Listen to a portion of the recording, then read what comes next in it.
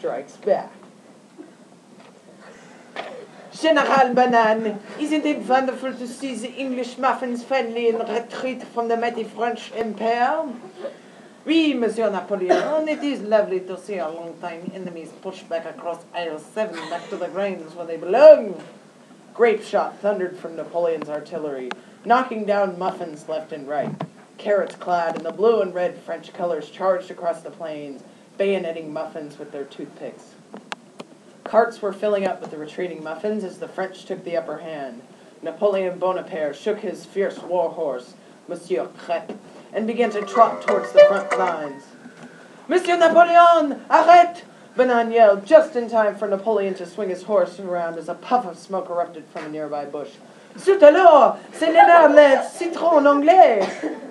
Ha ha, you are right, monsieur. It is I, Leonard the English Lemon. I'm here to end your reign of French terror of Europe and to restore peace. Leonard leapt up from the bush and pointed his revolver at Napoleon. However, by that time, the surrounding carrot troopers had figured out what was going on and fired their muskets at Leonard. Leonard leapt over the bewildered carrots unscathed and shoved them down the hill. They tumbled and yelled as they rolled. Idiots! Napoleon yelled. Monsieur Crêpe, forward! The horse galloped forward, leaving Leonard back at the crest of the hill. Lost! Leonard exclaimed. He grabbed General Banane's saddle and swung onto the horse, kicking the old general off and into the grass below. Leonard spurred the old horse and grabbed the reins as it lurched after Napoleon. Leonard pursued the Frenchmen through the ensuing battle, winding through carrots and cannonades and dodging startled soldiers who tried to shoot him. Then the unthinkable happened. A carrot fired his musket, catching the startled horse in the back, knocking the creature over. Leonard was flung from its back over a French artillery battery and on to the back of Monsieur Crêpe. Sacre bleu! Napoleon shouted as Leonard grabbed his coat. Leonard pushed Napoleon off the horse and onto the ground. Napoleon rolled, but soon gained his balance. He quickly pulled out his saber and turned toward Leonard. Leonard soon drew his own sword and faced the Francophone. The swords clashed in a fury of silver steel. Time and time again, Napoleon and Leonard tried to skewer each other in an attempt to make a fruit kebab.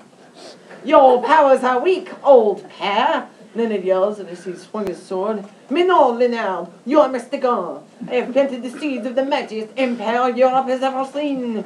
You English have always held Europe by the stem, but now it's time for the French to take it down. Napoleon shouted as his saber whirled past Leonard's peel. That's exactly what I'm here to prevent, you pitiful excuse for produce, Leonard exclaimed as their swords clashed yet again. Finally, Leonard knocked Napoleon backwards. The pair stumbled, but as Leonard charged forward, regained his balance, and held his saber out straight in front of him. The sour smell of lemon filled the air as Leonard slid forward on the kebab. Napoleon yanked his saber out of his speared citrus foe. Leonard fell onto the ground as Napoleon turned to walk away.